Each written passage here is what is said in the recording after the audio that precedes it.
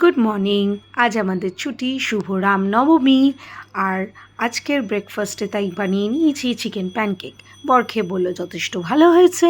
আর তার জন্য নিয়েছি 4টে ডিম, তার মধ্যে দিয়েছি হচ্ছে নুন, গোলমরিচ দিয়ে আমরা ওটাকে ভালো করে ফেটিয়ে নিয়েছি। ফাটানোটা খুব ইম্পর্ট্যান্ট, না হলে জিনিসটা ভালো স্প্রেড হবে না।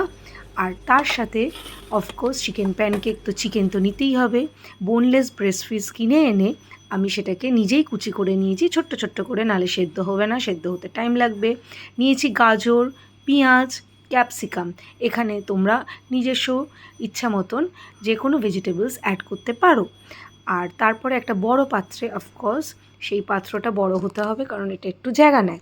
সব কিছু ভেজিস আমরা যেগুলো জিরি করে কেটে মোটামুটি একই সাইজের কেটে নিতে হবে, সেইগুলোকে আমরা সব পাত্রে নিয়ে কর্নফ্লাওয়ার, এখানে উইকফিল্ডের কর্নফ্লাওয়ার ইউজ করেছি, তোমরা যে কোনো কর্নফ্লাওয়ার ইউজ করতে পারো, এটা কোনো পেড প্রমোশন নয়, তাই তোমরা যে কোনো কর্নফ্লাওয়ার ইউজ করতে পারো। তার সাথে একটু চাল গুঁড়ি দিয়েছি, বাজার থেকে চাল গুঁড়ি যা কোনো নিয়ে আসতে পারো। ময়দা দিয়েছি, গণেশের ময়দা আমি ইউজ করেছি, তোমরা যা খুশি ইউজ করতে পারো ময়দার ব্র্যান্ড। আর তারপরে এটাকে মেখে নিতে, যেটা আমি তুলতে ভুলে গেছি, সেটা হচ্ছে আমি অল্প সামান্য একটুখানি দুধ অ্যাড করেছিলাম। আর তারপরে সেটা প্যানকেকের আকারে প্যানে দিয়ে, দেখো আমি ওখানে ইন্ডাকশানে করছি কারণ গ্যাসের একটু অভাব তো রয়েছেই।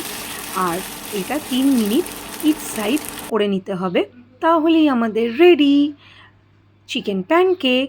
আর খুব টেস্টি, খুব হেলদিও।